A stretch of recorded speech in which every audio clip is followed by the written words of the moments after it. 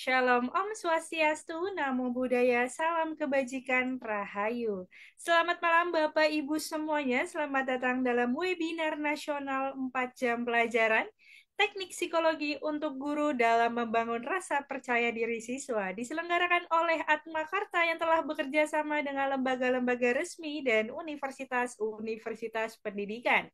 Mendidik dengan sepenuh cinta bersama Atma Karta, bersama saya Naswa Bunga Oktavia, yang akan menjadi moderator pada webinar malam hari ini. Sebelumnya saya ingin menyapa Bapak Ibu guru hebat dari seluruh Indonesia. Bagaimana kabar Bapak Ibu pada malam hari ini? Semoga dalam keadaan sehat walafiat. Kemudian saya juga penasaran nih, yang ikut webinar pada malam hari ini asalnya dari mana aja nih? Boleh dong Bapak Ibu komentar asal daerah masing-masing di kolom komentar. Ada yang dari Kalimantan Timur, ada yang dari Sipayung, ada yang dari Palangkaraya, Kabupaten Bima, Flores NTT Jakarta, Surabaya, Bantul Yogyakarta, Jateng, Pati Jateng, Tasikmalaya, Riau, Medan, Sumatera Utara. Wah, seperti dari Sabang sampai Merauke sudah bergabung pada malam hari ini. Nah, dilihat dari antusias Bapak Ibu yang sudah berkomentar, seperti Bapak Ibu juga sudah sangat siap nih mengikuti kegiatan pada malam hari ini. Namun, sebelum itu izinkan saya untuk membacakan sedikit tata tertib pada webinar pada malam hari ini. Yang pertama, seluruh peserta wajib mengikuti kegiatan hingga akhir acara melalui Zoom Meeting ataupun live YouTube di Event Guru ID. Kemudian saat proses kegiatan Bapak Ibu wajib on kamera, boleh raise hand dan juga open mic apabila ingin bertanya dan dipersilahkan oleh moderator. Kemudian paparan materi akan diselenggarakan selama 60 menit, dilanjut dengan sesi diskusi tanya jawab selama 30 menit. Kemudian setelah kegiatan pada malam hari ini selesai, dimohon Bapak Ibu tidak lupa mengisi link presensi yang ada pada grup kegiatan. Jadi nantinya link presensi akan dibagikan setelah acara pada malam hari ini selesai. Untuk itu, Bapak Ibu hanya perlu fokus untuk mengikuti acara pada malam hari ini. Baik Bapak Ibu, demikian tata tertib yang bisa saya sampaikan. Demi kelancaran kegiatan webinar pada malam hari ini, alangkah baiknya kita berdoa menurut kepercayaan masing-masing. Berdoa dimulai.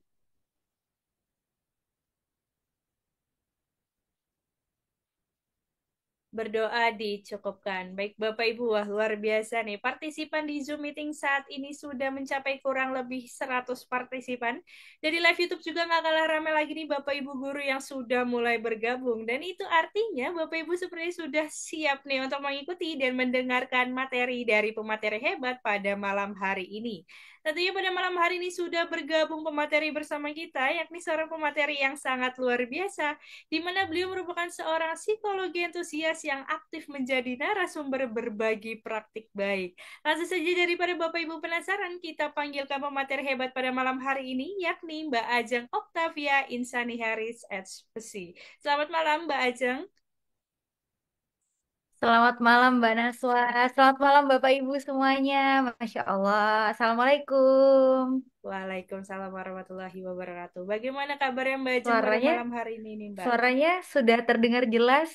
Sudah sangat jelas Mbak Ajeng.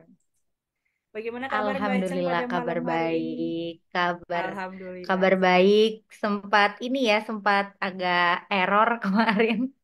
Sempat sakit kemarin tapi alhamdulillah sekarang sudah recovery. Semoga Bapak Ibu sekalian di sini sehat-sehat selalu ya. Kalaupun ada yang kurang sehat, semoga bisa speedy recovery gitu ya. Semoga lekas membaik. Kalau Mbak Naswa gimana kabarnya? Alhamdulillah sehat-sehat selalu Mbak Jen. Alhamdulillah. Ya pokoknya itu yang paling penting ya Mbak ya. Sekarang Iya tuh harus betul sehat pokoknya sekali. biar bisa Bener. melakukan aktivitas. Iya Bener. betul. Biar semangat ini ya Mbak Ajeng nih. Oh, oh, Nah, oh.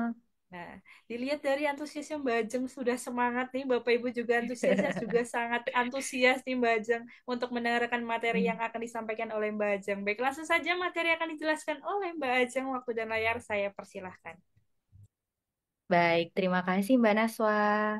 Oke, di sini saya langsung share screen ya Bapak Ibu. Tadi sudah sebentar.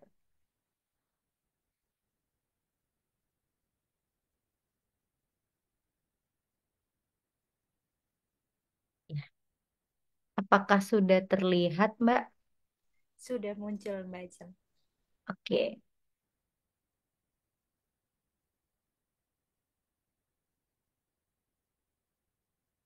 Oke, Bismillahirrahmanirrahim. Assalamualaikum warahmatullahi wabarakatuh. Selamat malam, Bapak Ibu sekalian. Masya Allah, senang sekali kita bertemu lagi di ruang virtual ini ya, Bapak Ibu yang di Zoom maupun yang melalui YouTube seperti itu ya. Semoga harapannya Bapak Ibu selalu sehat gitu ya di setiap hari. Kalaupun ya itu tadi, kalaupun misalkan ada yang kurang sehat ataupun yang sedang proses recovery, semoga diberi kemudahan dan juga kekuatan agar kita bisa semangat lagi dan bisa menjalankan aktivitas sehari-hari dengan normal kembali. Karena rasanya kalau lagi sakit, lagi nggak enak badan itu nggak enak banget gitu ya.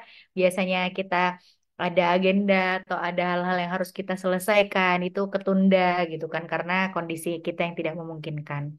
Nah, insya Allah pada malam hari ini dalam beberapa waktu ke depan kita akan membahas materi yang menurut saya ini cukup menarik ya Bapak Ibu karena menurut saya ini adalah hal yang bisa dibilang itu mungkin saat ini itu adalah hal bisa dibilang hal yang basic gitu ya. Mungkin ada beberapa hal juga yang kurang diperhatikan gitu kan atau hal-hal yang menurut kita mungkin kita sudah bisa gitu ya, bisa ataupun anak-anak didik kita gitu kan sudah bisa mengimprove gitu kan. Tapi kita juga perlu memperhatikan apakah dalam proses pembelajaran, dalam proses perkembangan anak-anak gitu ya, itu apakah kita sudah benar-benar bisa mendampingi gitu ya, mendampingi lalu juga kita bisa terus memperhatikan, memantau perkembangan anak-anak ini. Nah, khususnya dalam kepercayaan dirinya gitu ya. Jadi kita akan membahas tentang percaya diri begitu ya Bapak Ibu. Mungkin hal ini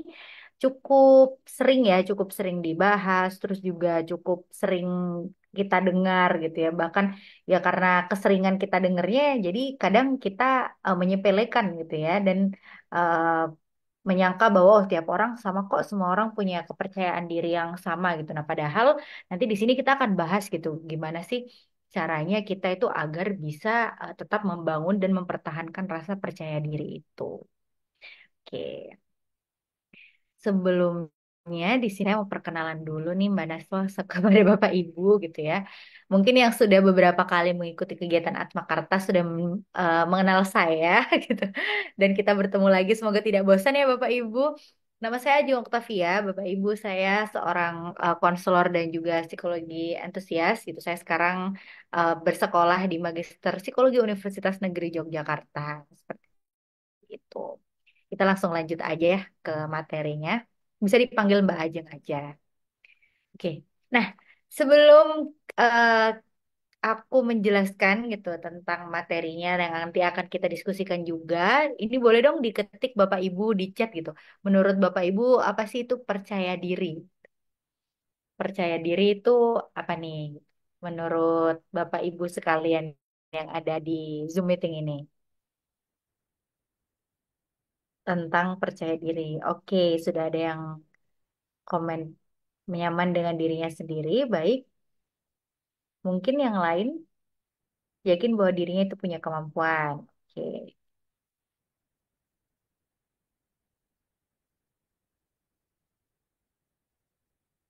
Sebuah rasa yang berani tanpa ragu, percaya akan semua hal pasti bisa ia lakukan, yakin pada diri sendiri. Baik, ada lagi. Berani karena yakin bahwa dirinya bisa. Yakin akan kesanggupan diri, yakin akan percaya. Oke, percaya diri suatu perasaan yang merasa nyaman dengan dirinya sendiri dan memiliki keyakinan. Oke. Jadi dari beberapa jawaban ibu-ibu di sini, banyak-banyak itu yakin ya, yakin dan percaya gitu ya. Oke, terima kasih atas responnya Bapak Ibu. Masya Allah, antusiasmenya kerasa banget ini energi positifnya ya. Nah, dari yang Bapak Ibu sampaikan itu benar begitu ya tentang keyakinan gitu ya. Percaya diri atau self confidence adalah keyakinan seseorang akan kemampuan yang dimiliki untuk melakukan sesuatu atau menunjukkan penampilan tertentu. Jadi seseorang yang punya percaya diri, dia punya keyakinan itu tadi, keyakinan akan kemampuannya gitu. Akan oh ya saya mampu gitu. Saya mampu melakukan ini. Saya mampu menunjukkan hal ini gitu kan dengan kemampuan saya, dengan hal yang saya miliki, dengan hal yang ada di dalam diri saya seperti itu. Percaya diri merupakan suatu keyakinan yang dimiliki atas kemampuannya ya Orang yang memiliki rasa percaya diri mempunyai harapan-harapan yang realistis dan memiliki penilaian yang positif terhadap dirinya. Karena semakin ke sini itu saya juga menemukan ya Bapak Ibu beberapa kasus gitu, beberapa kasus pada beberapa orang yang saya temui, entah dari rentang umur berapapun gitu ya, ada memang masih banyak bahkan ya beberapa individu-individu yang masih memiliki penilaian yang negatif gitu ya kepada dirinya sendiri. Entah karena apa ya, karena kurangnya apresiasi, nanti akan kita bahas. Lalu juga kurangnya motivasi gitu ya, dan juga ada beberapa yang memang eh, ada energi negatif itu ataupun penilaian negatif itu tuh adalah hasil dari dia mendapatkan energi negatif dari sekitar kayak gitu. Jadi ada beberapa memang fenomena-fenomena ataupun seringkali kita temukan ya, masih seringkali kita temukan bahwa seseorang ini memandang dirinya negatif gitu. Nah, seseorang yang punya kepercayaan diri ini, dia memiliki rasa percaya, dia yakin dari dalam dirinya sendiri, dan dia punya penilaian yang positif dengan dirinya sendiri. Seperti itu. Selanjutnya, nah ini adalah faktor-faktor yang mempengaruhi kepercayaan diri. Nah, yang pertama adalah bentuk fisik dan bentuk wajah begitu ya. Jadi bentuk tubuh yang bagus dan proporsional tentu akan membuat diri seorang merasa lebih percaya diri dan karena terlihat baik oleh orang lain. Ini sebenarnya tidak perlu dimention ataupun tidak perlu dibahas lagi ya, karena secara tidak langsung memang seorang yang dari sananya ataupun katanya tuh kalau zaman sekarangnya tuh Bapak Ibu, nah katanya tuh namanya tuh privilege gitu ya, beauty privilege gitu, kayak kalau misalkan kamu emang udah cantik, kamu udah sesuai yang sekarang itu orang-orang menstandarisasi gitu kan, kayak oh ya dia tuh pasti secara nggak langsung dia punya percaya diri gitu. Atau bahkan memang ada beberapa orang yang mungkin masih kurang percaya diri gitu kan, kurang percaya diri ketika orang lain ngeliatnya enggak kamu udah cantik kok gitu kan. Itu ada beberapa yang kurang percaya diri. Tapi secara tidak langsung orang-orang yang memang memiliki bentuk fisik dan bentuk wajah yang apa ya, yang bisa dibilang bagus gitu ya, itu memang mereka memiliki kepercayaan dirinya kayak gitu.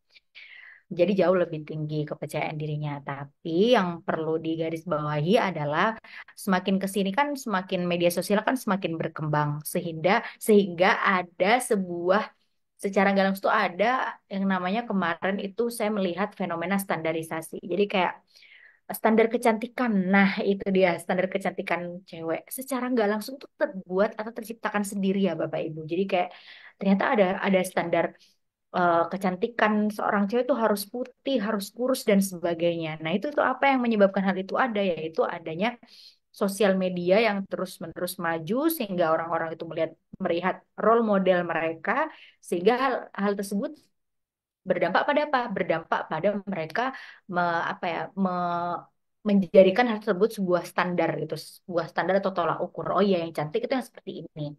Nah, padahal ada beberapa hal yang bisa kita improve lagi untuk bisa menjadikan seseorang individu ini bisa percaya diri, walaupun memang dalam hal lain ya, bisa dibilang seperti mungkin dalam hal ya mungkin visualnya gitu ya, bentuk fisiknya, mohon maaf itu mungkin tidak, kalau dibilang orang kayak kurang gitu kan, kurang standar atau sebagainya gitu, yang tadi sebenarnya itu hanya diciptakan anak-anak zaman sekarang karena mereka melihat role modelnya gitu ya. Yaitu dengan apa? Yaitu dengan prestasi, dengan belajar, dengan passion yang dia miliki gitu kan. Nanti akan kita bahas. Lalu faktor yang mempengaruhi kepercayaan diri yang lain adalah penyesuaian diri. Kemampuan seorang yang kurang supel atau tidak fleksibel dalam bergaul berpengaruh pada kepercayaan diri seseorang. Kita bisa melihat orang-orang dengan yang kepribadian yang supel, yang mungkin bisa dibilang ekstrovert juga, lalu dia bisa untuk apa ya, mengimbangi percakapan. Terus kita bisa melihat juga anak didik kita yang mungkin dia bisa memulai percakapan dengan orang baru, dengan stranger gitu ya. Itu secara nggak langsung kita juga melihat bahwa oh ya anak ini punya kepercayaan diri yang cukup tinggi gitu kan, dibanding mungkin teman-temannya yang masih belum seberani dia.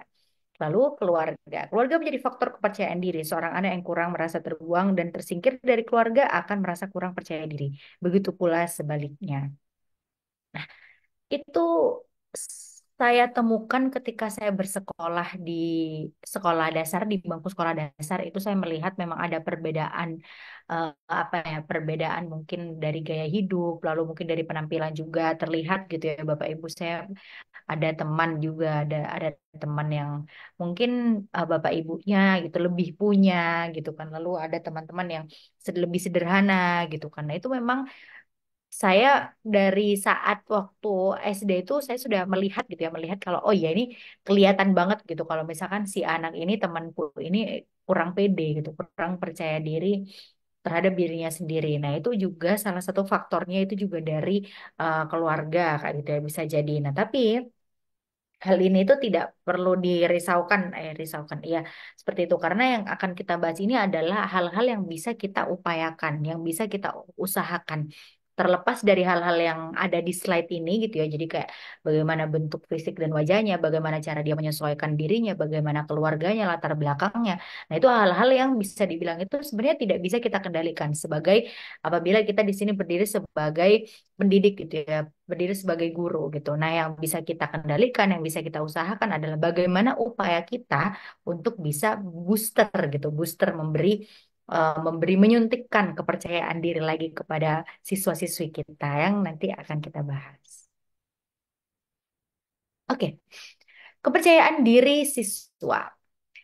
Kepercayaan diri mempunyai peran yang sangat signifikan dalam kegiatan belajar. Jika siswa dalam belajar mempunyai kepercayaan diri yang tinggi, maka hasil yang diperoleh akan maksimal. Jadi hal ini itu sebenarnya itu seperti apa ya? Seperti hal yang beriringan gitu ya Bapak Ibu. Jadi kalau misalkan si anak ini punya percaya diri, jadi karena dia percaya akan keyakinan, yakin akan kemampuannya, dia percaya dengan dirinya sendiri, maka hasil belajarnya di sana dia akan maksimal juga. Kepercayaan diri mempengaruhi kemandirian siswa dalam mengambil keputusan sendiri tanpa pengaruh dari orang lain. Nah, ada penelitian terdahulu yang mengaitkan antara kepercayaan diri dan kemandirian seorang siswa dan itu ternyata sangat berpengaruh gitu ya. Jadi semakin seorang ini percaya akan dirinya sendiri, memiliki kepercayaan diri yang tinggi, semakin dia juga bisa lebih mandiri gitu ya, lebih hidup lebih bukan hidup mandiri yang langsung lepas dari orang tuanya enggak ya.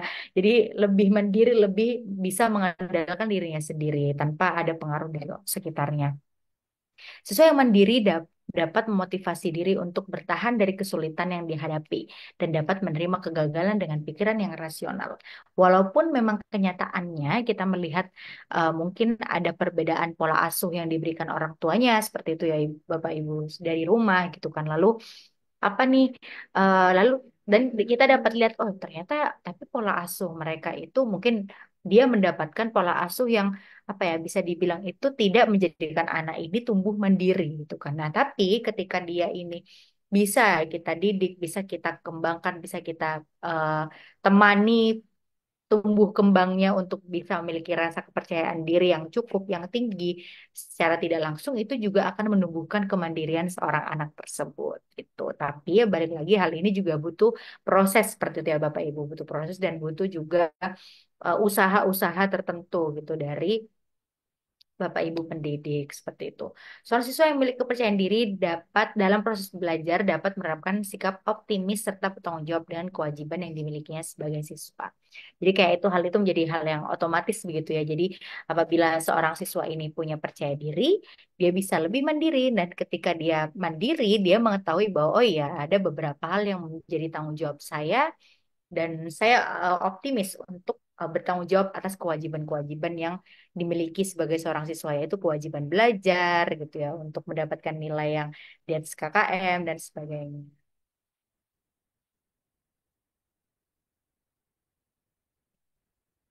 Eh, maaf.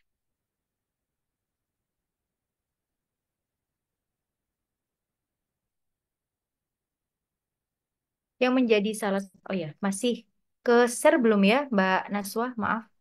Udah ke close Mbak Ajeng, Oh ke belum close ya muncul kembali. sebentar sebentar. Ya, Iya kayaknya tadi kepencet.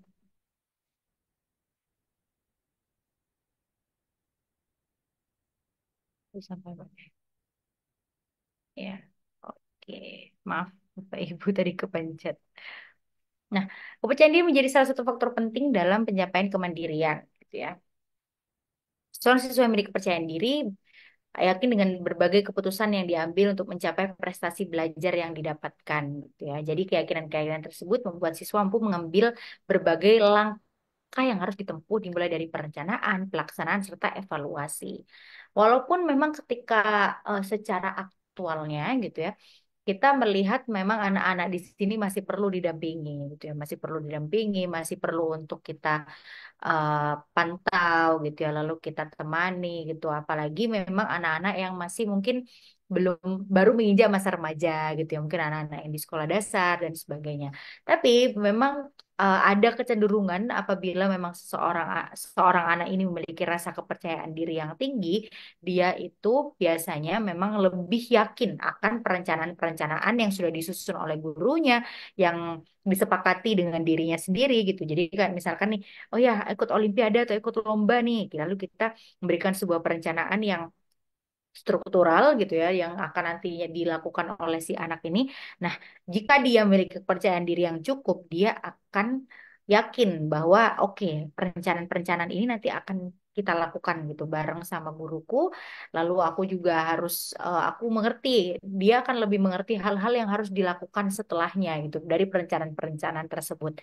Lalu untuk pelaksanaannya dan juga evaluasi-evaluasi yang dilakukan setelah pelaksanaannya gitu. Jadi orang-orang yang dengan kepercayaan diri yang baik, dengan kepercayaan diri yang tinggi, dia bisa lebih fleksibel untuk apa ya, untuk untuk mengevaluasi dan juga untuk bisa berdiskusi dengan guru gitu ya. Dia memiliki kepercayaan diri yang cukup.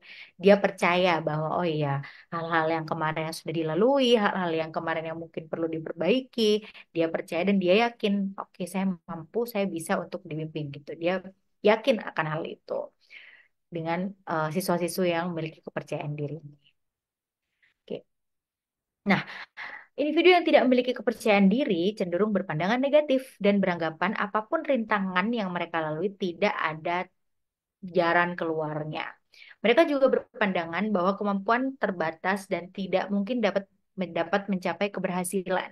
Individu yang memiliki kepercayaan diri yang rendah cenderung bersikap pesimis dalam menjalani sesuatu. Mereka cenderung menyerah sebelum bertindak. Nah, ini pasti juga sering ditemukan ya Bapak Ibu ya. Mungkin katakanlah dalam satu kelas misalkan nih, aduh Mbak ini yang percaya diri baru 70%, 30%-nya kayak, aduh kok kayaknya bahasanya apa ya, lempeng-lempeng aja gitu, kayak oh gini-gini aja. Mereka tuh kayak nggak yakin Mbak waktu pas saya sebagai wali kelasnya mungkin ya ada yang wali kelas mungkin di sini lalu ingin mencoba untuk inovasi baru di dalam kelas lalu teman-teman anak didik hanya 70%-nya atau mungkin 50%-nya saja yang punya kepercayaan diri. Nah, disitulah mungkin tantangannya seperti itu ya Bapak Ibu.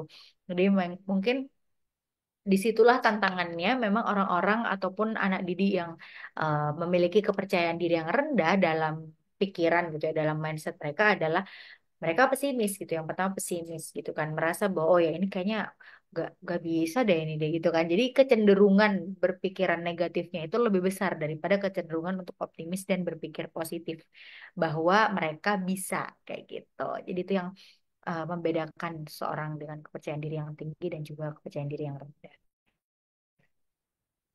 Siswa yang memiliki keyakinan akan kemampuannya dan motivasi dalam proses belajar dapat memunculkan kemandirian belajar dalam diri siswa. Siswa tidak akan bergantung dengan orang lain dalam proses belajar dan memiliki dorongan untuk mencapai tujuan yang diinginkannya. Terlibat langsung dalam proses pembelajaran tanpa bergantung dengan orang lain serta mampu mengevaluasi kemampuan berdasarkan kemampuan yang dimilikinya. Gitu. Jadi dampak positifnya adalah ketika seseorang anak didik memiliki kepercayaan diri yang cukup, kepercayaan diri yang tinggi, itu akan berdampak pada adanya motivasi di dalam dirinya. Sehingga motivasi itu menghadirkan apa tadi yaitu kemandirian. Jika seorang anak memiliki kemandirian di dalam dirinya gitu kan, itu akan memampukan gitu ya, meyakinkan, memberikan rasa percaya lagi gitu. Jadi ketika anak ini punya kepercayaan diri nih, lalu dia merasa bahwa oh ya aku punya kemandirian dalam belajar dan hal tersebut dari kemandirian itu dia memiliki rasa percaya gitu, percaya bahwa oh ya aku bisa mencapai tujuan yang saya inginkan gitu kan tanpa bergantung dengan orang lain gitu. Adapun beberapa hal yang perlu diperhatikan ya, yang bisa diperhatikan dan juga yang mungkin bisa diimprove begitu ya Bapak Ibu ya. Yang harus diperhatikan gitu dalam meningkatkan kepercayaan diri gitu. Yang pertama adalah cinta. Weh, dari cinta ya.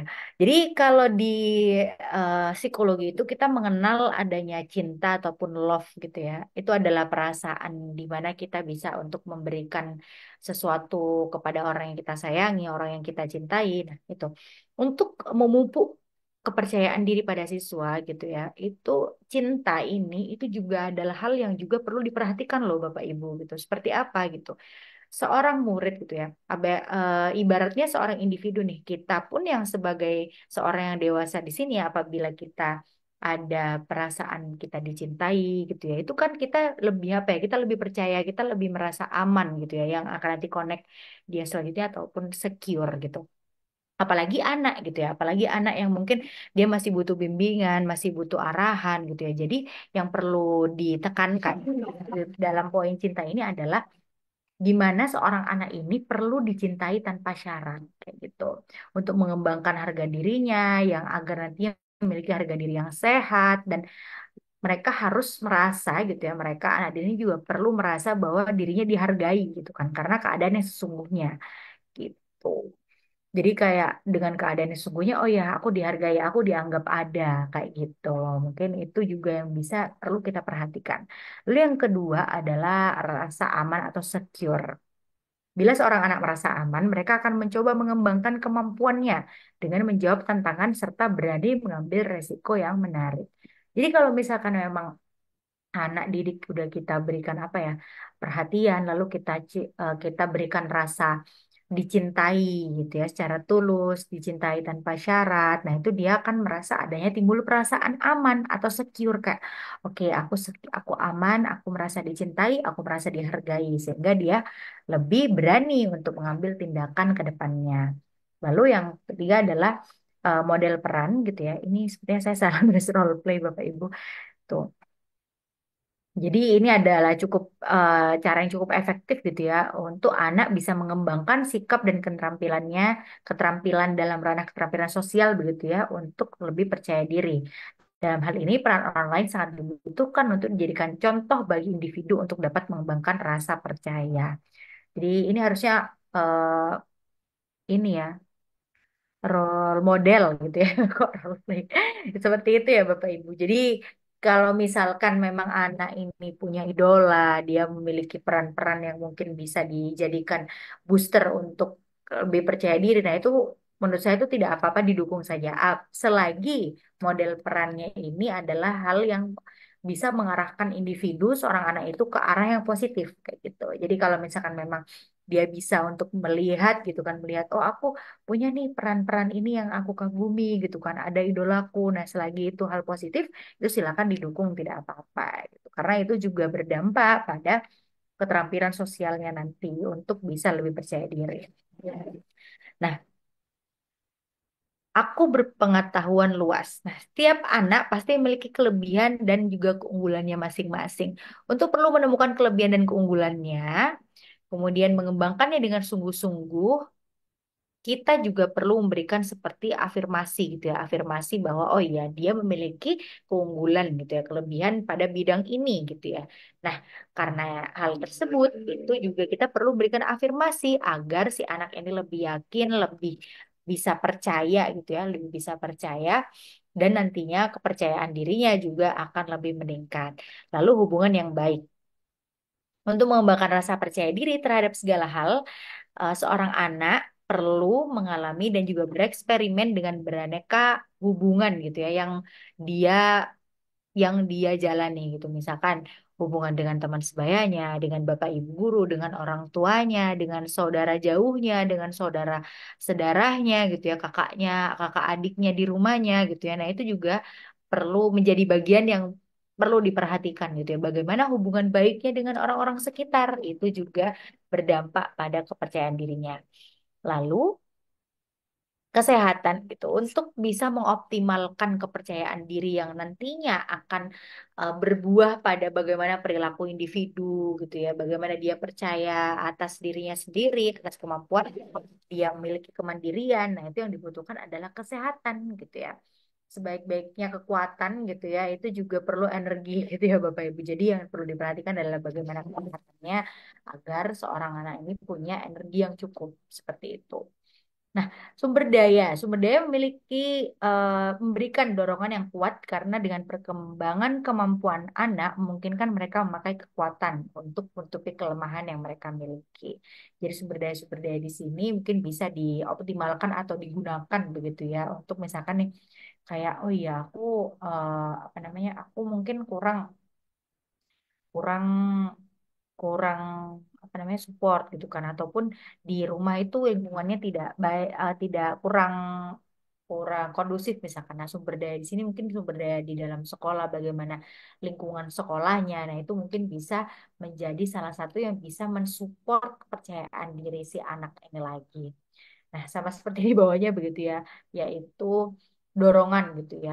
Pastinya seorang anak itu memiliki dukungan seperti itu ya, memiliki mohon maaf membutuhkan dukungan baik secara fisik dan juga secara emosional gitu ya, secara mental.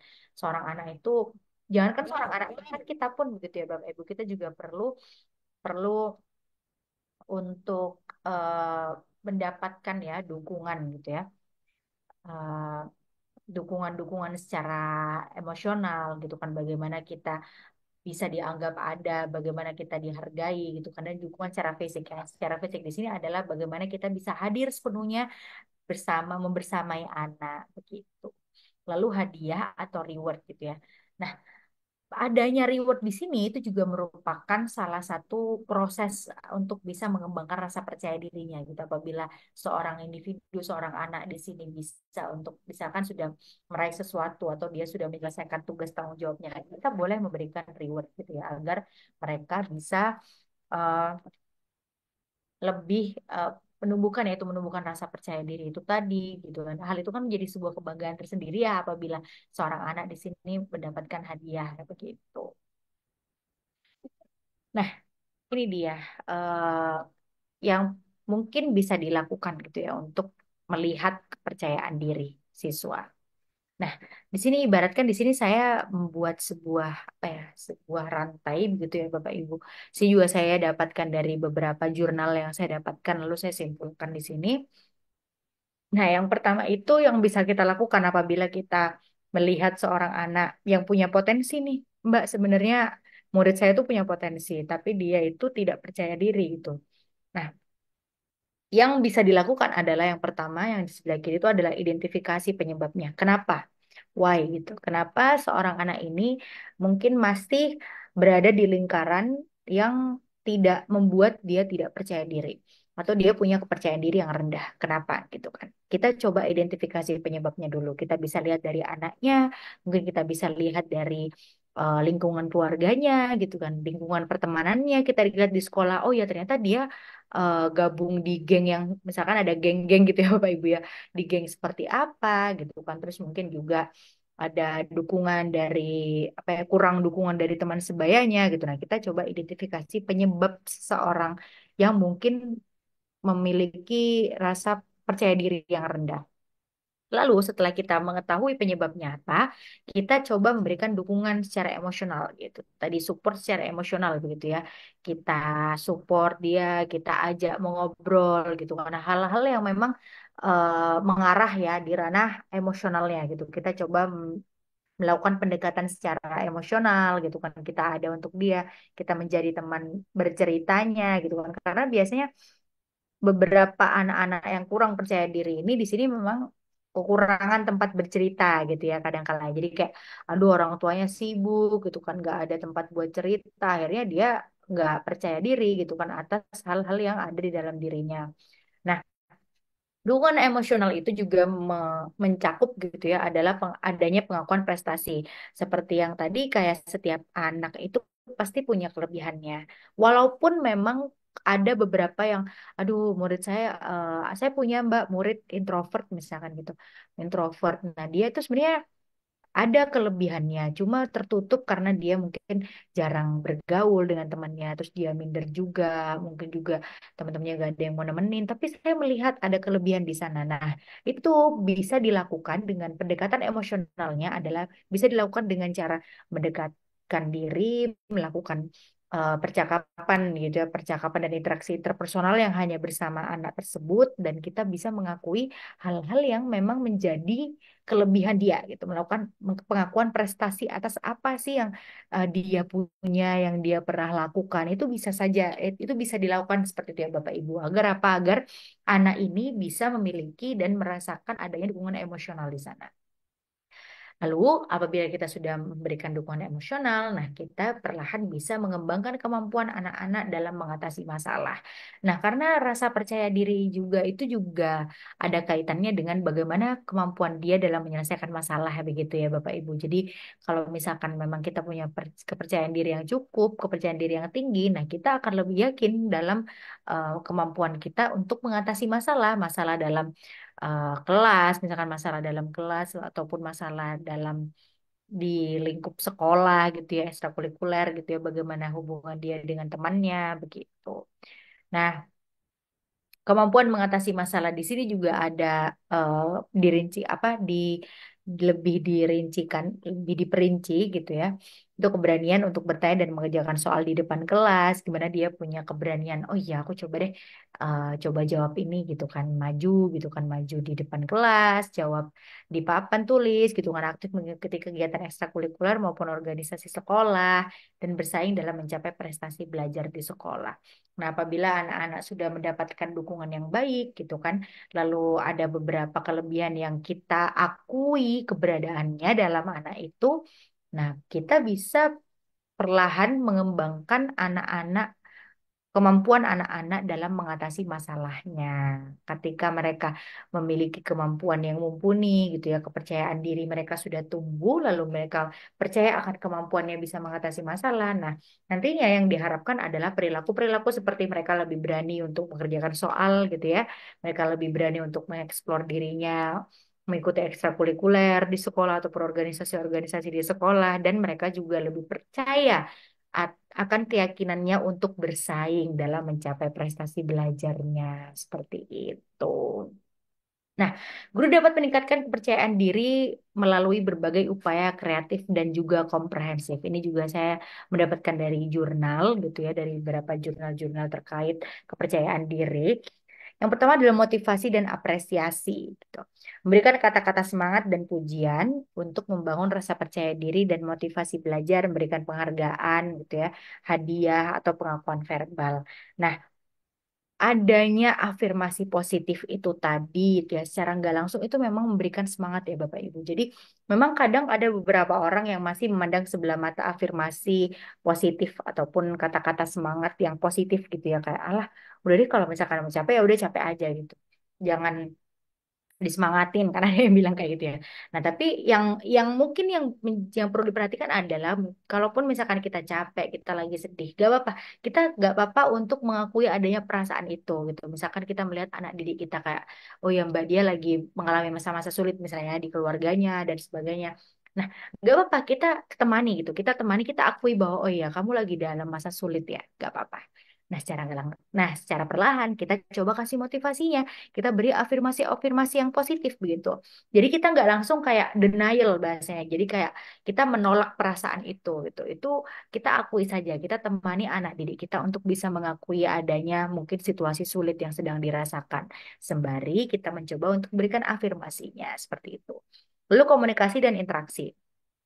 Mengajak siswa untuk aktif berkomunikasi dalam proses pembelajaran, baik secara individu ataupun kelompok, dan memberikan perhatian khusus kepada siswa dengan kepercayaan diri rendah, dengan melibatkan mereka dalam diskusi dan memberikan kesempatan untuk memimpin tugas. Nah, karena banyak-banyak ya Bapak Ibu, seperti yang saya juga pernah lihat alami sendiri ya, bahkan ya, mungkin ada beberapa di sini seringkali begitu ya, memang Bapak Ibu guru gitu ya, Bapak Ibu guru memiliki kecenderungan untuk, oh iya, yang aktif yang itu aja gitu jadi ya nggak apa-apa yang aku apa namanya mungkin yang dipilih nanti itu ya yang dipilih untuk mengawal diskusi gitu ya yang dipilih untuk memimpin tugas nah itu memang yang lebih ke oh yang aktif gitu kan nah barangkali yang bisa kita lakukan di sini adalah kita coba untuk melihat mengapa ada beberapa anak-anak yang mungkin kurang kurang aktif gitu. Nah, kita balik lagi ke slide yang yang tadi itu kalau misalkan kita coba identifikasi masalahnya dulu. Kenapa gitu? Kenapa mungkin dia tidak seberani teman-temannya atau ada hal yang kurang gitu kan, ada hal yang perlu diperbaiki gitu ya. Kita coba cari. Nah, kita ketika kita bisa menemukan penyebabnya, oh ya ternyata saya tahu penyebabnya seperti ini dan kita bisa memberikannya kesempatan untuk bisa berinteraksi dan berkomunikasi di dalam kelas. Nah, seperti yang ketiga, mempercayakan tanggung jawab khusus kepada siswa dengan kepercayaan diri rendah, seperti memimpin piket, doa, dan kelas lainnya. Rotasi tempat duduk itu juga bisa dilakukan ya Bapak Ibu agar apa? Agar mereka ini tidak ada yang dominan banget, terus ada yang diem banget gitu kan. Itu kan nggak enak ya Bapak Ibu rasanya. Jadi kita bisa untuk mempraktekkan kayak oh ya kita kasih coba coba kasih tanggung jawab gitu kan. Apakah dari sana dia dia akan juga merasa oh iya ternyata saya masih dia dipercaya, saya masih dikasih tanggung jawab sama Bapak Ibu guru kayak gitu. Dan itu secara nggak langsung bisa menumbuhkan rasa kepercayaan diri siswa. Lalu kolaborasi dan juga dukungan. Mengkomunikasikan apa peningkatan kepercayaan diri siswa kepada kepala sekolah dan sesama guru, dan berdiskusi, bertukar ide dengan rekan kerja untuk mencari solusi terbaik dan saling mendukung dalam implementasi strategi pembelajaran. Di sini saya sudah yakin bahwa Bapak Ibu juga pastinya banyak sekali kolaborasi-kolaborasi dan juga hal-hal yang dirundingkan gitu kan, hal-hal yang menjadi kesepakatan-kesepakatan di sekolah gitu kan. Lalu juga apa sih hal-hal yang nantinya akan eh, sekolah berikan gitu kan kepada peserta didiknya. Di sini pasti sudah terstruktur begitu ya Bapak Ibu. Dan harapannya dari sana juga dapat diselipkan untuk mengkaji ataupun memunculkan hal siswa-siswi yang mungkin kurang menonjol gitu yang biasa mungkin ada kan beberapa siswa-siswi yang cukup menonjol gitu kan dan itu mungkin menjadi sebuah kebanggaan bagi sekolah. Nah, barangkali hal ini juga bisa dimasukkan dan untuk bisa mengkaji ataupun mendiskusikan kenapa ya gitu kan. Kenapa si A ini di kelas saya gitu kan. Apakah ketika kelas ibu bla bla bla segala macam gitu. Itu bisa coba didiskusikan agar apa? Agar nanti anak-anak yang masih kurang menonjol ini yang memiliki tingkat kepercayaan diri yang rendah bisa kita improve perlahan begitu. Tapi mungkin saya tidak bilang langsung sekali jadi gitu ya, sekali coba jadi tapi yang saya bilang di sini adalah butuh proses gitu ya Bapak Ibu. Karena balik lagi kepercayaan diri ini adalah sebuah hal yang apa ya bisa dibilang cukup bisa memungkinkan naik turunnya gitu. Ada memang kadang anak ini percaya diri banget terus tiba-tiba dia ditemukan dengan kegagalan langsung anjlok percaya dirinya gitu kan. Ada beberapa fenomena seperti itu.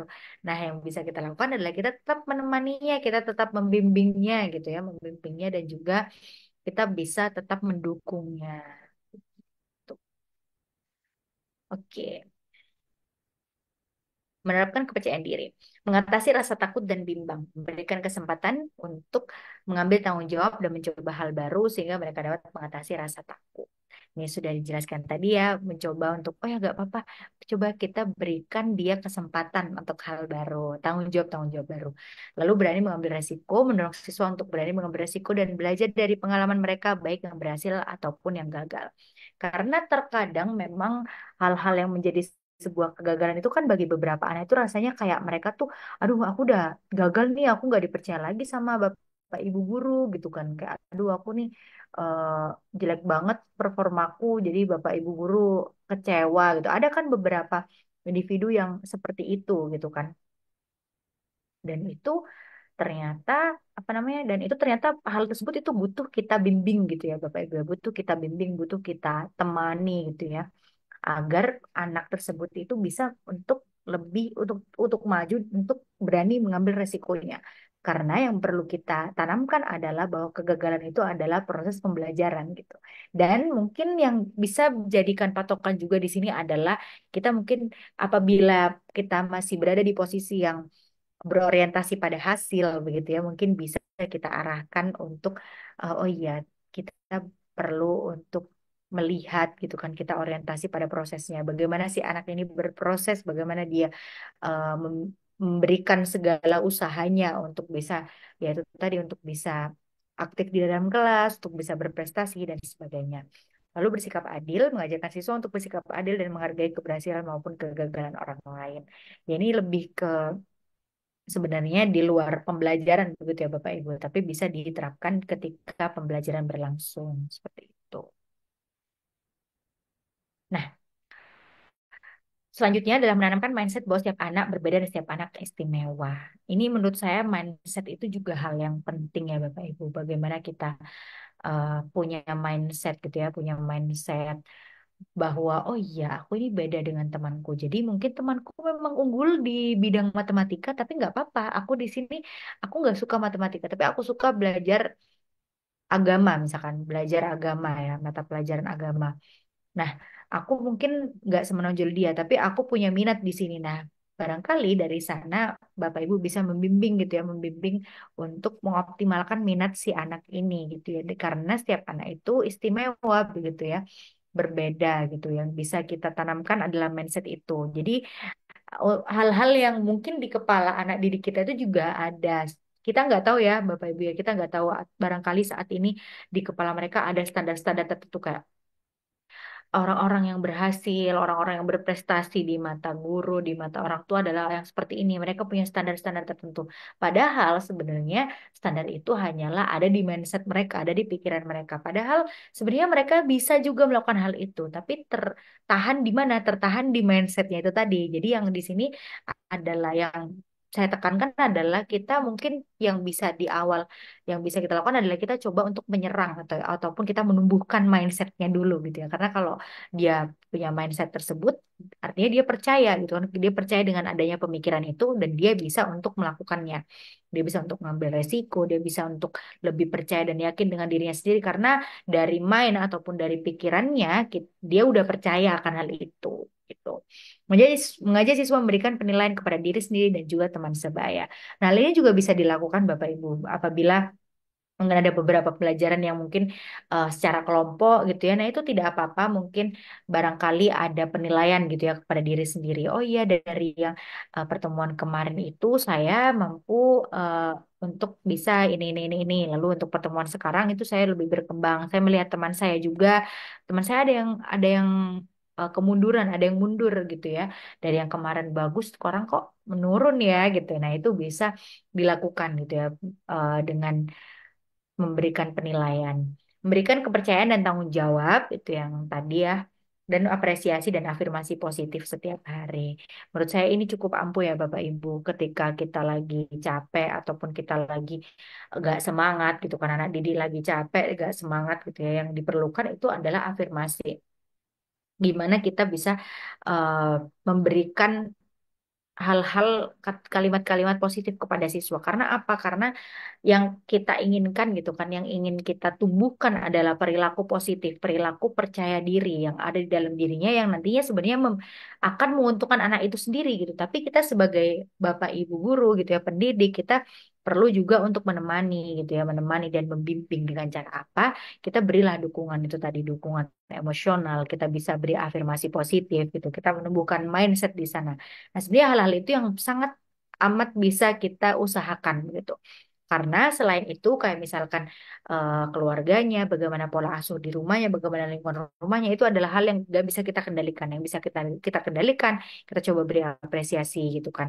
Kita coba beri mindset, kita tanamkan mindset agar mereka bisa lebih percaya bahwa oh iya tiap orang beda, saya berbeda dengan teman saya. Nah, saya bisa belajar nih di ranah saya, di jalan saya. Mungkin dalam aktual dalam prakteknya itu mungkin tidak gampang gitu ya, tidak 100% gampang gitu karena balik lagi karena basicnya setiap anak punya kepercayaan diri yang beda-beda tingkatannya seperti itu ya Bapak Ibu. Jadi memang diperlukan usaha gitu ya bagi dari dalam diri kita sebagai pendidik agar anak didik kita bisa memiliki dan menumbuhkan kepercayaan dirinya lagi dan mereka bisa melihat potensi apa yang ada di dalam diri mereka dan bisa lebih berani, lebih mandiri, dan lebih bisa untuk mengambil resiko atas hal-hal baik yang akan mereka hadapi ke depannya gitu setelah lulus gitu kan kehidupan setelah nanti habis SD ke SMP, SMP ke SMA seperti itu.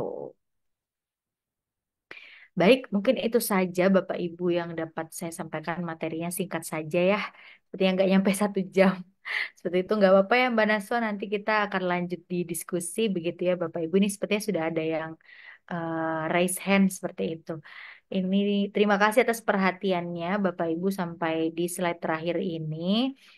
Lalu di sini ada email dan juga Instagram saya nanti untuk di sesi diskusi barangkali ada yang nggak nutut begitu ya itu boleh banget DM saya di Instagram karena beberapa itu ada yang seringkali cerita begitu Mbak Naswa gitu ya tentang muridnya gitu ada yang beberapa yang nge-DM gitu kalau kita lanjut diskusi gitu kan itu boleh banget gitu. Terus saja mohon maaf apabila masih terdapat banyak kekurangan dan kesalahan. Terima kasih atas perhatiannya Bapak Ibu. Saya kembalikan ke Mbak Naswa sebagai moderator. Terima kasih. Baik. Sama-sama Mbak Ajeng. Wah, luar biasa nih materi yang disampaikan oleh Mbak Ajeng. Saya ucapkan terima kasih kepada Mbak Ajeng yang sudah memaparkan materi yang sangat luar biasa pada malam hari ini. Saya mohon izin untuk melanjutkan sesi berikutnya, yakni sesi diskusi dan tanya jawab. Pada sesi diskusi dan tanya jawab ini akan saya bagi menjadi dua termin, di mana satu termin pertama terdiri dari tiga pertanyaan. Baik, bagi Bapak Ibu guru yang ingin bertanya, dipersilakan Bapak Ibu untuk mengaktifkan kameranya dan juga fitur raise hand-nya terlebih dahulu. Atau bagi Bapak Ibu yang terkendala oleh mic dan videonya, Bapak Ibu bisa langsung saja menuliskan pertanyaannya di kolom komentar. Nah, ini sudah ada yang raise hand, Mbak Ajeng, dari Ibu Juliani. Ibu Juliani bisa perkenalkan diri secara singkat dan juga menyampaikan pertanyaannya. Silahkan, Ibu. Ya, terima kasih. Assalamualaikum warahmatullahi wabarakatuh. Waalaikumsalam warahmatullahi wabarakatuh. Saya Ibu Juliani Waalaikumsalam warahmatullahi wabarakatuh, Ibu. dari SMP Negeri 4 Merebet, Purbalingga. Ya, begini Mbak Ajeng, saya ibunya Yuridun Anuha, Mbak Ajeng, kakak litingnya panjenengan.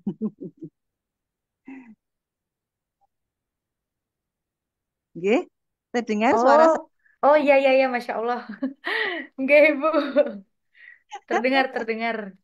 Nggih, nggih Oh kebetulan iya, saya Mas Mas Yuri ya, Ibu. Anuha, Oke, nggih. oke.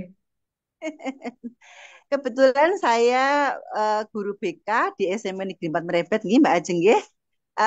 Apa ini saya sangat menarik tertarik Oke. dengan permasalahan yang sedang saya alami ini. Kebetulan kelas 7 siswa saya Oh iya. ini mengalami rasa percaya diri yang sangat kurang. Nah, dialami dengan siswa tersebut memang memiliki kekurangan fisik, ya, Mbak Ajeng, ya, yang pertama. Yang kedua, memiliki kekurangan apabila dia suruh maju, itu pasti besoknya sudah tidak berangkat. Itu yang permasalahannya. Oh iya Kemudian iya. wali kelas saya sebagai guru BK tentang siswa tersebut yang kurang percaya dirinya tinggi. Kemudian saya langsung home visit. Beberapa kali saya home visit ya, dengan orang tuanya, Tri Kurniawan namanya. Di dalam keluarganya, Tri Kurniawan sebenarnya sudah memiliki cinta yang banyak itu dari ibunya. Uh, Tidurnya masih bareng, gitu, masih masih dia ada apa namanya, gitu, kasih sayang yang lebih dari orang tuanya, ya. Tetapi tetapi permasalahannya di sekolahan apabila dia suruh maju itu pasti dinakali sama temannya karena dia sering keliru, gitu. Terus dan karena fisiknya yang tidak sempurna tersebut, non sewu giginya agak menonjol begitu. Jadi dia malu seperti itu, Mbak. Nah, home visit yang sudah saya lakukan beberapa kali, ini kok belum membuahkan hasil, Mbak Ajeng. Sampai hari ini pun siswa kami itu tidak berangkat sekolah. Padahal sudah berusaha kami untuk membujuk ataupun untuk mengajak seperti itu, nggih. Tapi sampai saat ini saya belum berhasil. Nah, dari yang Mbak Ajeng sampaikan tadi, tentang cinta, rasa aman, sebenarnya sudah ada rasa aman. Terus model peran yang disampaikan Mbak Ajeng juga saya sudah sampaikan. Terus solusinya bagaimana Mbak Ajeng untuk supaya anak saya itu berangkat sekolah lagi, kasihan lebih Mbak Ajeng. Terima kasih. Sementara ini dulu Mbak Ajeng. Nuwun. Baik, terima kasih Ibu Juliani atas pertanyaannya. Terima kasih atas pertanyaannya, Ibu. Bagi bagi Bapak Ibu guru yang ingin bertanya, dihimbau untuk bisa langsung raise hand atau juga open kamera, atau bagi Bapak Ibu yang terkendala oleh kameranya, Bapak Ibu bisa menuliskan pertanyaannya di kolom komentar. Baik, sembari menunggu Bapak Ibu untuk menuliskan pertanyaannya, ini Mbak Ajeng, boleh saja langsung Mbak Ajeng untuk menjawab pertanyaan Ibu Juliani. Waktu di layar, saya persilahkan. Baik, salam kenal Ibu Juliani. Masya Allah, ternyata ini Ibu Mas Yuri ya. Nanti salam sama Mas Yuri ya, Ibu. Masya Allah. Oke, tadi dari yang disampaikan itu, jadi ada murid Ibu, begitu nggak, Ibu? Jadi ada yang punya rasa percaya diri yang kurang, karena memang faktornya yang pertama dari non sewu fisiknya, begitu nggak, Bu? Lalu juga kalau misalkan disuruh maju terus biasanya langsung nggak masuk gitu, bahkan sampai sekarang begitu ya Bu ya, padahal di background keluarganya gitu sudah cukup, tapi ternyata masalahnya di teman-temannya begitu ya, karena masih sering bahasa itu digojlokin begitu ya Bu ya, digojlokin lalu terus juga ya. Oke, hal-hal seperti ini mungkin kita sering temukan begitu ya Bu, kita sering temukan dulu juga ketika saya sekolah juga saya pernah menemukan hal itu gitu.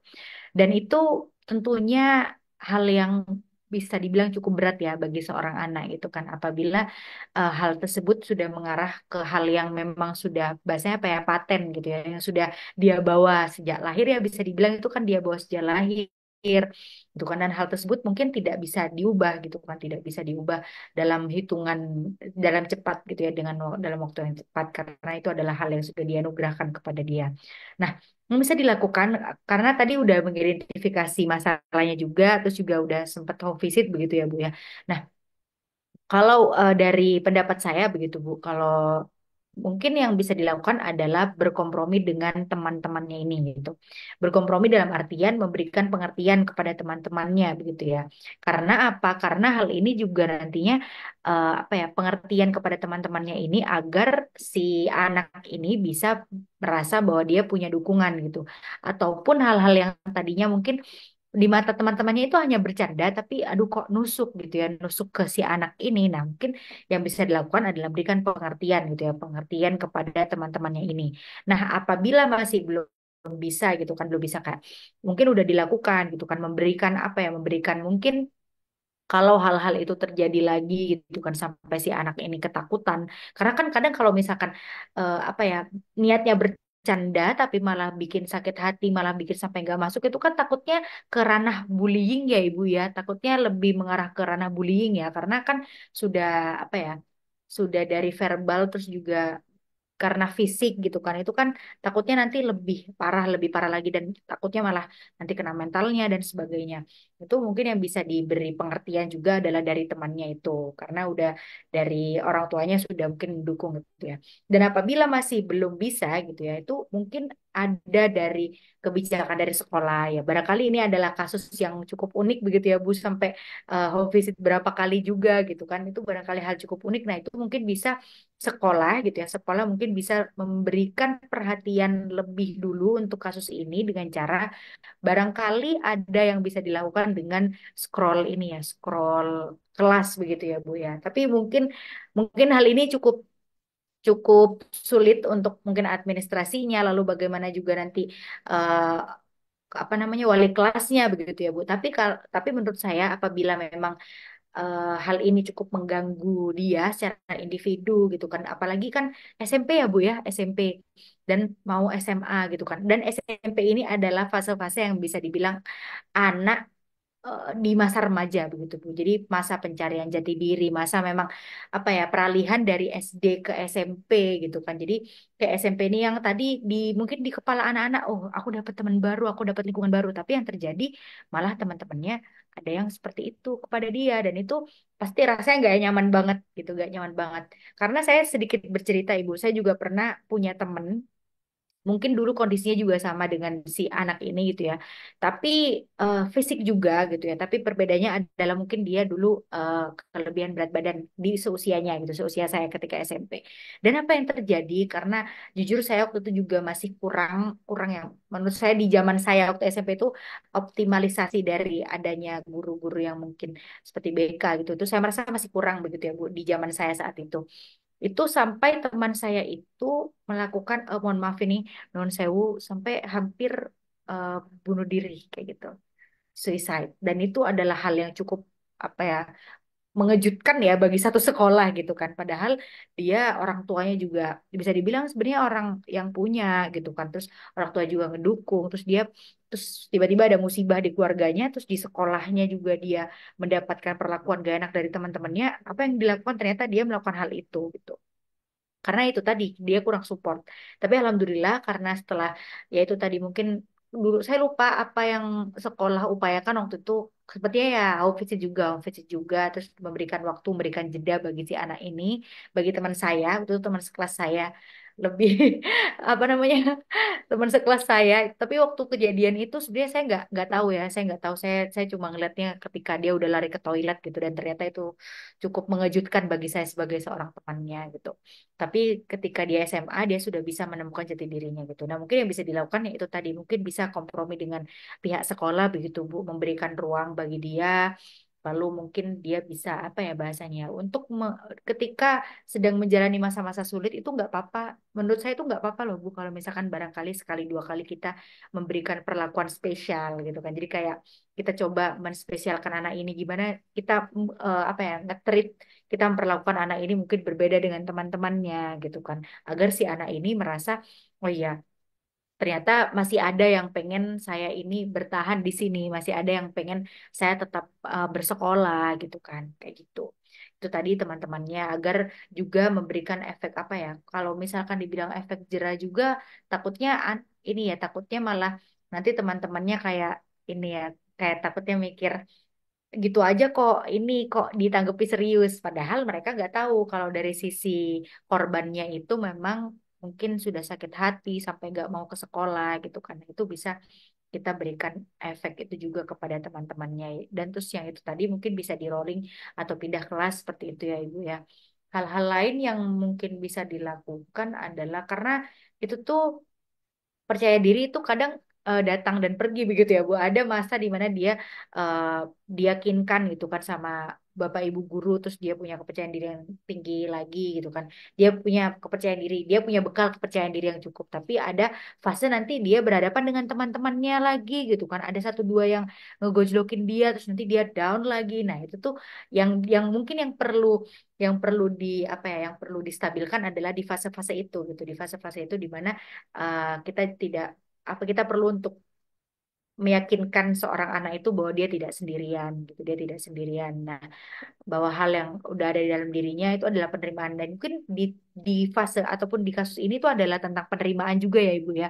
Jadi bagaimana nanti guru-guru ataupun mungkin lebih khususnya mungkin dari guru-guru BK, bagaimana untuk bisa memberikan pengertian kepada anak bahwa kepada si anak bahwa mungkin di saat ini yang perlu yang pembelajaran yang bisa didapatkan adalah bagaimana kita bisa menerima gitu, menerima diri kita, lebih menerima hal-hal yang ada di dalam diri kita, karena di luar kita itu sebenarnya di luar kendali kita, tapi yang bisa kita arahkan, yang masih bisa kita kendalikan itu adalah dari dalam diri kita. Dan penerimaan itu mungkin sulit, tapi bukan berarti tidak bisa. Nah, itu jadi satu sisi penguat kepada anaknya lagi, itu satu sisi mungkin kepada teman-temannya itu tadi.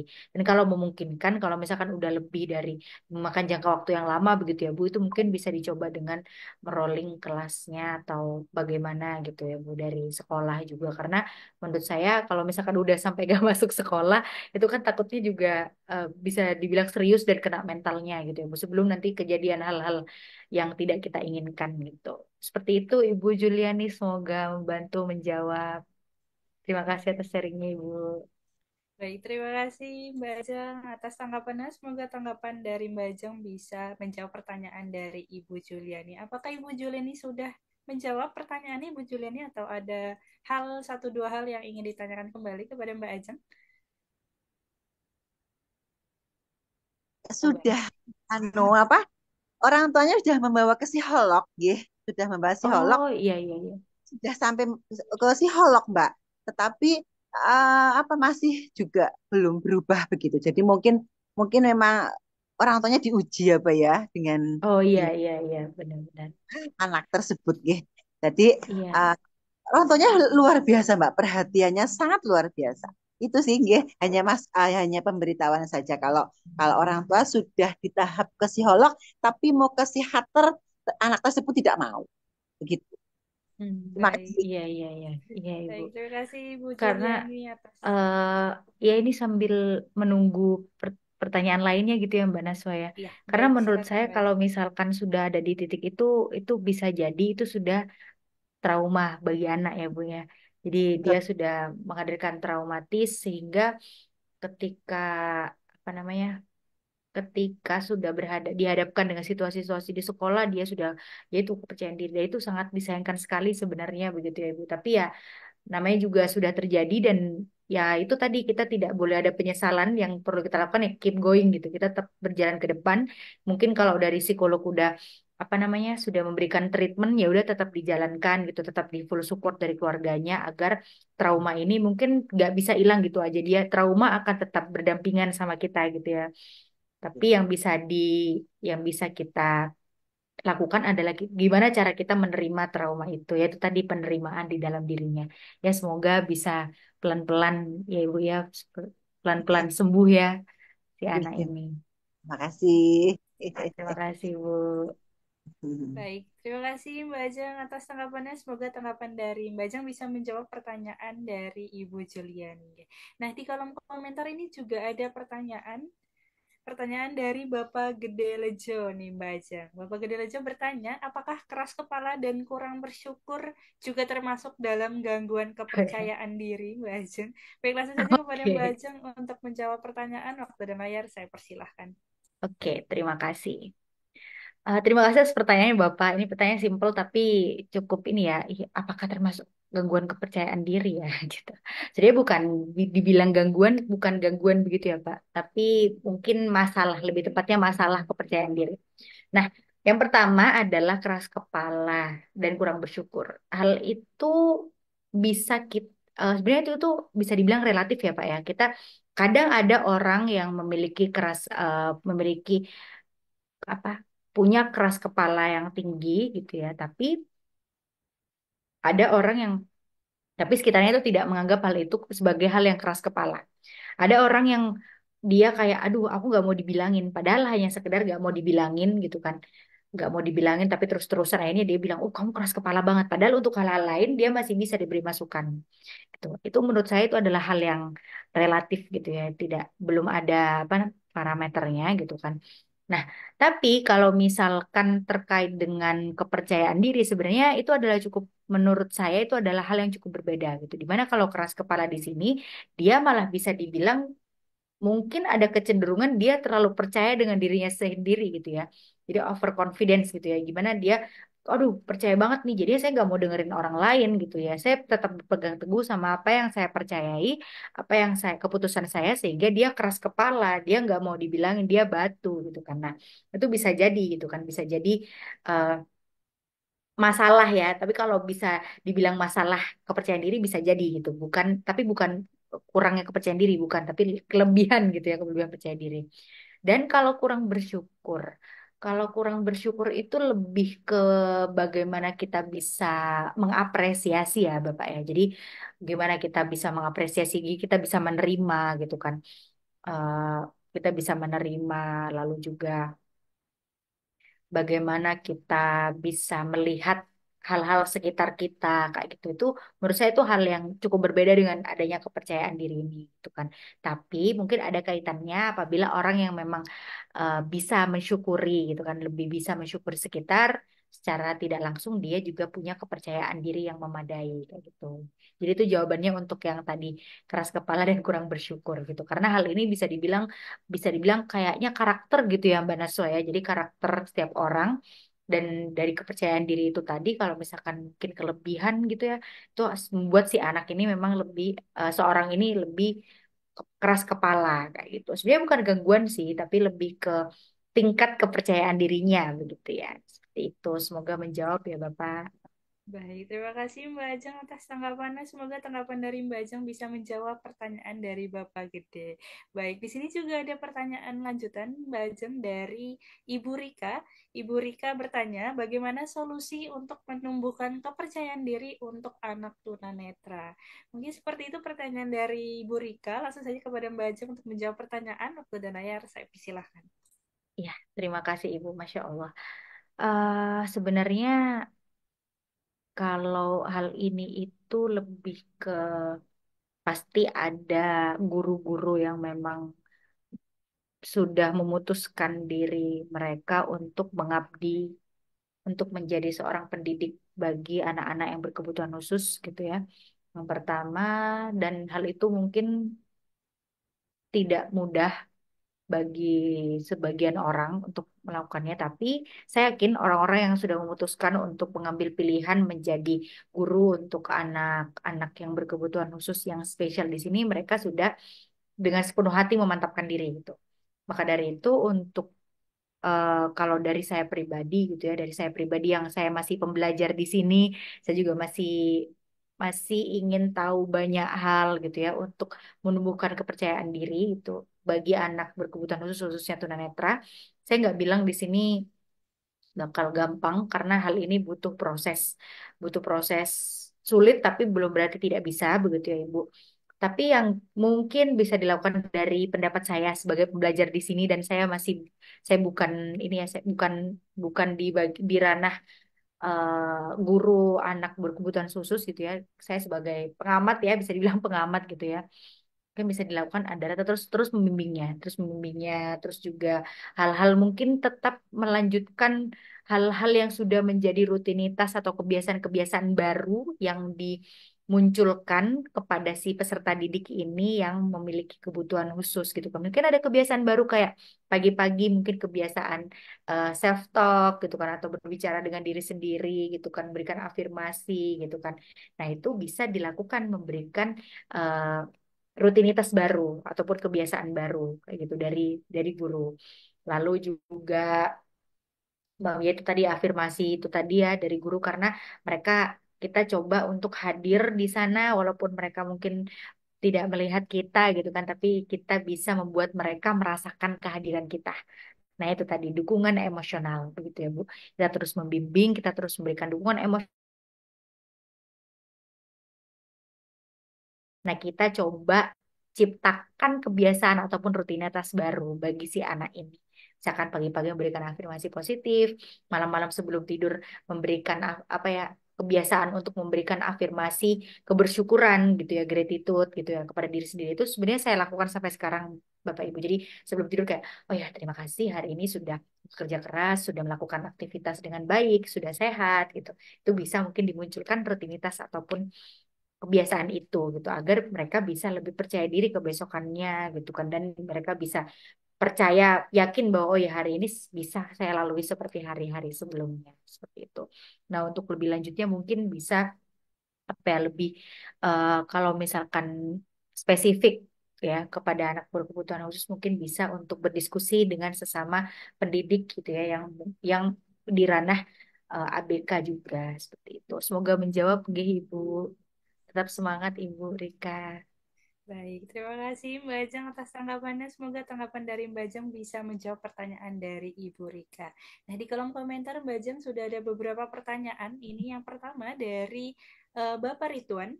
Bapak Ridwan bertanya, bagaimana cara mengatasi siswa malas belajar satu kelas karena minat belajarnya kurang, beranggapan sekolah hanya mengejar ijazah saja, bukan ilmu. Bagaimana cara mengatasinya, Mbak Ajeng? Baik, langsung saja kepada Mbak Ajeng untuk menjawab pertanyaan. Waktu dan layar saya persilahkan. Oke, baik. Yang bisa dilakukan, terima kasih atas pertanyaannya Bapak Ridwan.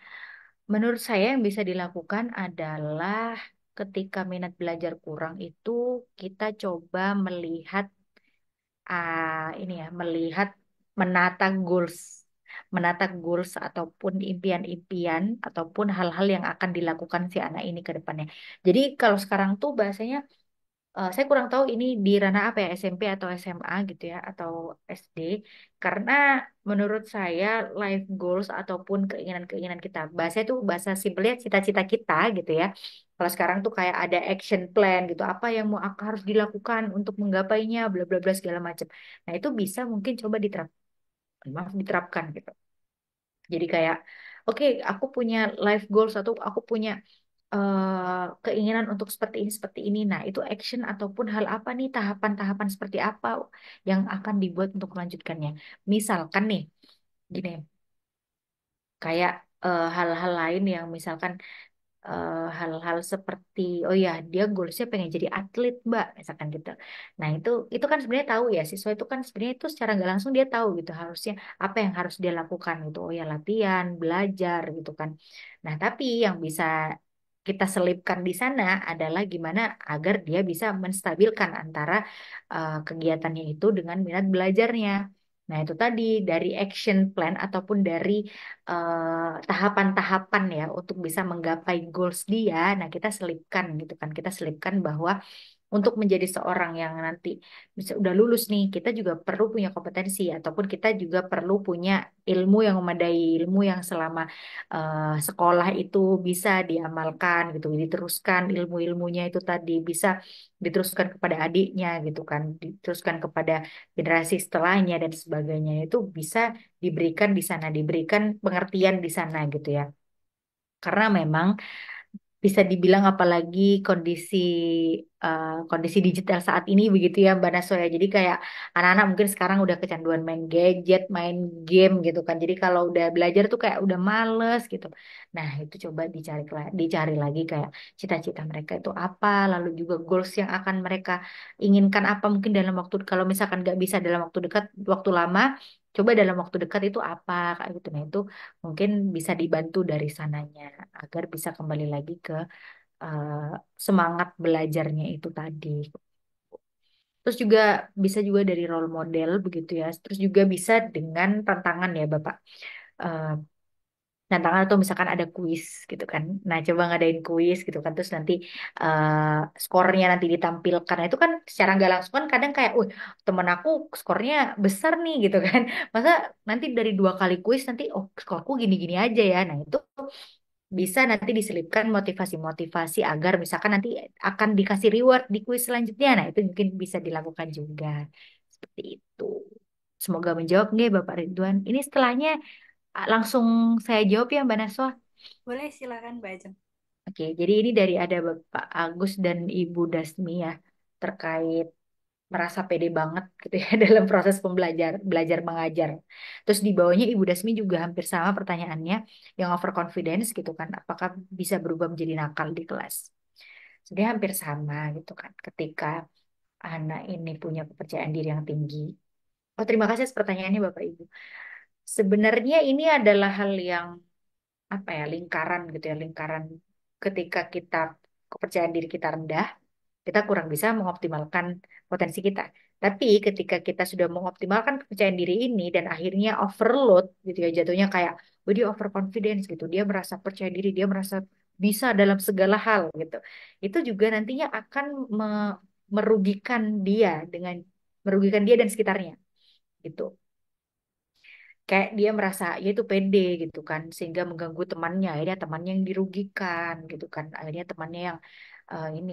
Nah, yang bisa dilakukan adalah coba menegurnya dulu begitu ya Bapak menegurnya dulu itu tadi yaitu kemungkinan itu ada dua gitu antara merugikan temannya dan mengganggu dan merugikan temannya kalau enggak dia bakal jadi nakal gitu kan jadi aku tuh bisa ngerjain ini akhirnya dia ngakal dia menyepelekan terus dia akhirnya menjadi nakal gitu ya nah itu bisa kita kasih teguran,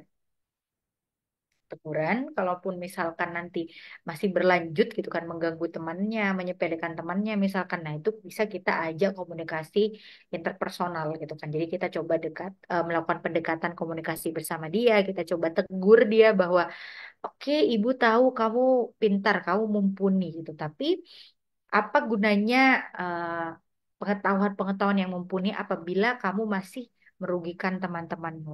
Kau masih kurang bermanfaat gitu kan bagi teman-temanmu dengan cara kayak gitu. Kayak misalkan adanya ngebully temennya, misalkan terus juga apa ya meremehkan temennya gitu kan. Lalu memandang sebelah mata temennya. Nah, itu kan hal-hal yang cukup merugikan temennya. Nah, itu apa gunanya gitu kalau misalkan kamu sudah punya hal yang kelebihannya, gimana?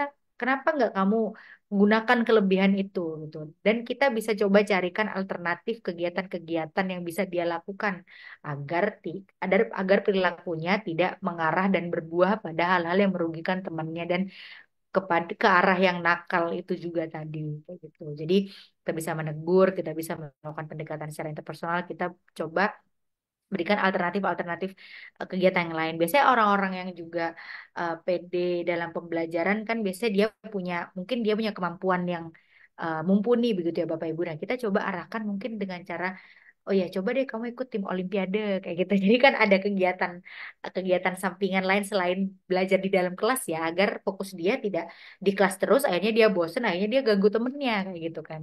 Seperti itu Bapak Ibu. Semoga menjawab pertanyaan dan juga masukannya. Baik, Gimana terima sih tuh kasih. ada yang Ya, raise hand. benar.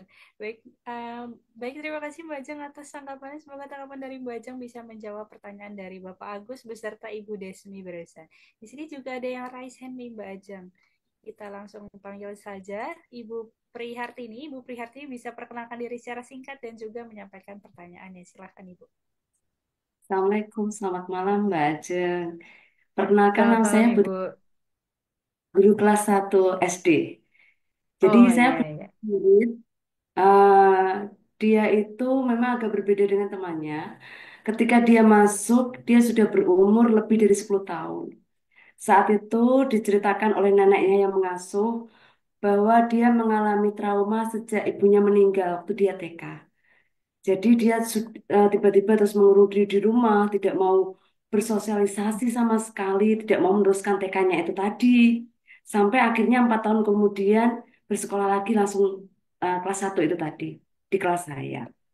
Si anak ini, dia itu mempunyai perawakan memang ya tinggi besar, apalagi masih 10 tahun ya, jadi berbeda dengan teman-teman Hmm. di kelas. Tapi di seperti pembelajaran, dia tuh dapat mengikuti dengan baik. Tapi dia itu tidak pernah mau untuk maju sendiri. Dia tidak percaya diri kalau dia maju sendiri. Padahal nilainya itu bahkan di atas rata-rata teman-temannya. Tapi tetap dia tidak mau untuk tampil sendiri. Dan sedikit informasi, teman-temannya tidak ada yang menganggap dia aneh atau mengejek atau Hmm. memperlakukan dia negatif, itu tidak ada. Tapi dianya sendiri setiap saya suruh maju tidak mau. Terus pada saya berikan semangat, berikan masukan positif bahwa kamu tuh baik, kamu tuh bisa. Tapi sampai sekarang sudah hampir 1 semester. Dia tidak pernah mau sekalipun maju sendiri. Begitu, Bu. Itu bagaimana solusinya? Terima kasih. Masya Allah, terima kasih atas sharingnya Ibu Hartini tadi. Aduh, saya langsung agak sedikit ini ya, sedikit merinding gitu. Karena yang saya tangkap dari awal ceritanya adalah trauma ya Bu ya, trauma. Dan balik lagi, setiap orang itu punya, gak ada patokan waktu tersendiri untuk bisa sembuh dan pulih dari traumanya. Dan hal itu yang mungkin menjadi sebuah apa ya, ibaratnya kayak kertas putih gitu. Jadi ada tinta gitu, tinta merah dan itu mungkin masih belum hilang trauma itu. Dan akhirnya berdampak pada tadi, mohon maaf tadi ibunya nggih, ditinggal ibunya nggih. Kalau nggak salah, iya. Apalagi seorang ibu gitu ya, apalagi seorang ibu yang mungkin di usia segitu, usia 6 tahun ya berarti, ketika TK begitu ya Bu ya. Ketika TK itu saya juga punya pengalaman sepupu saya juga.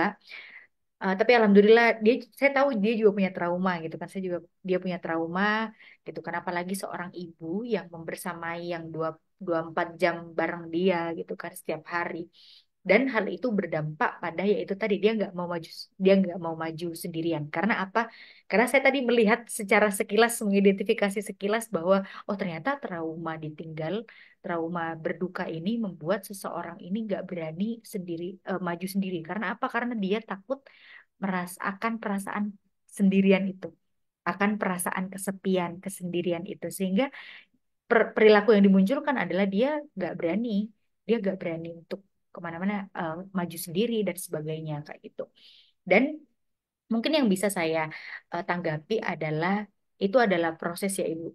Karena hal itu adalah proses dan kita juga sebagai pendidik mungkin kayak kita kan ibaratnya kan orang lain gitu ya, orang lain yang mungkin kita nggak paham gitu ya gimana proses dia sampai dia mau sekolah lagi. Itu kan pasti perjuangan ya Bu ya. Perjuangan apalagi anak sekecil itu mungkin memori-memori baik tentang ibunya masih tersimpan terus sekarang hanya punya memorinya tapi nggak ada orangnya lagi di hadapan dia. Aduh, saya cukup cukup agak merinding ya. Itu udah gak ada lagi sosok ibunya gitu kan. Yang hanya yang dia miliki hanya eh, memori-memorinya apa yang diajarkan ibunya dan itu menurut saya itu adalah sebuah proses. Ketika dia memutuskan untuk sekolah lagi itu adalah hal yang cukup luar biasa bagi saya gitu. Di mana dia bisa memerangi rasa takutnya, rasa traumanya gitu. Walaupun sampai sekarang mungkin ada bisa dibilang tuh sisa-sisa traumanya yang itu tadi nggak mau maju sendiri. Nah, mungkin yang bisa dilakukan adalah eh, memberikan tanggung jawab kecil begitu Bu. Jadi kayak kalau nggak bisa maju gak apa-apa. Dari bangku saja memimpin doa, misalkan kayak gitu. Jadi bisa dimulai dari hal-hal kecil, memimpin doa. Misalkan piket nih, jadwal piket. Sebenarnya sama jadwal piketnya, tapi coba dia ditonjolkan gitu kan. Di satu hari misalkan dia ditonjolkan, itu kan ditonjolkan untuk jadi penanggung jawab. Tapi kita nggak bilang ke anaknya. Jadi kita cuma bilang, oke, jadi misalkan si A, oke si A, gimana tadi teman-teman kamu gitu. Jadi walaupun mungkin bahasanya apa ya, kita tidak melihat dia sendiri maju, apa ya, kepercayaan diri mungkin langsung di depan kelas enggak, tapi kita lihat, kita tumbuhkan pelan-pelan kepercayaan dirinya dengan cara memberikan amanah kayak gitu. Jadi kayak kita coba kasih dia tantangan kayak, oh ya coba baca doa, atau kita coba sebelum masuk kelas, eh, ataupun kita bisa langsung ke anaknya, menurut kamu tadi teman kamu yang A itu gitu kan. Jadi kita coba diskusi-diskusi bareng dia, yaitu tadi memberikan penilaian kepada temannya gitu. Jadi kan secara gak langsung nanti pelan-pelan anak, oh iya, ternyata Bu Guru percaya sama aku, nanya aku tentang si dia kayak gitu. Jadi secara nggak sadar, secara nggak langsung si anak ini lebih bisa memiliki kepercayaan dirinya kayak gitu. Walaupun memang nggak langsung sekali dua kali begitu ya Bu ya. Karena balik lagi ini adalah trauma dan setiap orang memiliki waktunya yang berbeda-beda untuk bisa berdamai. Jangankan berdamai, menerima saja gitu, menerima traumanya, berdamai dan memulihkan ya bahkan itu tuh punya waktunya masing-masing. Tapi bagaimana dia bisa untuk memutuskan untuk kembali bersekolah, kembali bersosialisasi gitu kan. Mungkin dia juga melihat teman-temannya di sekolah yang masih ada figur ibunya, itu kan menurut saya itu hal yang udah luar biasa dia, keputusan dia yang udah hebat gitu, dia udah bisa bertahan dengan kondisi seperti itu. Seperti itu Ibu, semoga bisa membantu dan semoga si anak bisa tetap punya semangat bersekolah begitu ya Bu. Terima kasih, semoga menjawab. Baik, terima kasih Mbak Ajeng atas tanggapannya. Semoga tanggapan Mbak Ajeng bisa menjawab pertanyaan dari Ibu Prihartini. Baik, dikarenakan waktu yang sangat terbatas nih Mbak Ajeng, sesi diskusi dan tanya jawab dipaksakan harus selesai nih Mbak Ajeng. Baik, saya ucapkan terima kasih kepada Bapak Ibu semua yang sudah aktif bertanya pada kegiatan webinar malam hari ini. Bagi Bapak Ibu guru yang belum berkesempatan untuk bertanya, jangan khawatir, semoga kita masih bisa bertemu kembali di kesempatan yang lain. Baik Bapak Ibu semua, tanpa kerasa kegiatan webinar pada malam hari ini sudah berada di penghujung waktu. Namun sebelum kita mengakhiri kegiatan pada malam hari ini, saya persilahkan kepada Mbak Ajeng selaku narasumber hebat pada malam hari ini untuk memberikan closing statement. Kepada Mbak Ajeng, waktu dan layar saya persilahkan. Baik, terima kasih Mbak Naswa. Sebelumnya terima kasih banyak Bapak Ibu atas partisipasinya, atas pertanyaan-pertanyaannya dan kisah-kisahnya yang juga menginspirasi begitu ya. Kalau dari saya, kepercayaan diri merupakan hal yang tidak terus-menerus stuck gitu ya, ataupun merupakan bukan merupakan hal yang bisa kita tanamkan dan itu akan berada terus dalam diri kita dengan kadar yang sama. Melainkan percaya diri merupakan hal yang bisa naik, bisa turun. Bisa kadang kita merasa kita bisa, kadang kita merasa kita tidak mampu untuk melakukannya. Dan hal itu adalah manusiawi. Setiap orang pasti pernah merasakannya. Setiap orang pasti pernah ada di fase kurang kepercayaan diri dan ada di fase dia memiliki kepercayaan diri yang tinggi, yang cukup, yang bisa membuat dia melakukan hal-hal yang dia inginkan. Namun yang perlu diperhatikan di sini adalah ketika kepercayaan diri sedang rendah, kita bisa coba untuk tetap memberikan dukungan secara emosional, kita tetap memberikan afirmasi positif, dan kita tetap menjadi teman mendengarnya. Karena seperti yang tadi sempat sharing, kadangkala kepercayaan diri itu dan hadir dan menetap itu adalah dari sekitar kita, dari eh, pola asuh, bahkan dari trauma yang kita miliki. Dan setiap trauma itu memiliki waktunya masing-masing untuk bisa pulih, untuk bisa seorang individu itu bisa berdamai dengannya. Jadi eh, biarkan gitu ya, biarkan waktu menyembuhkan trauma itu sembari kita tetap mengusahakan agar bisa memberikan dukungan secara optimal, dukungan emosional secara optimal, dan kita tetap ada di sana bagi anak didik kita yang membutuhkan dukungan untuk kepercayaan diri mereka.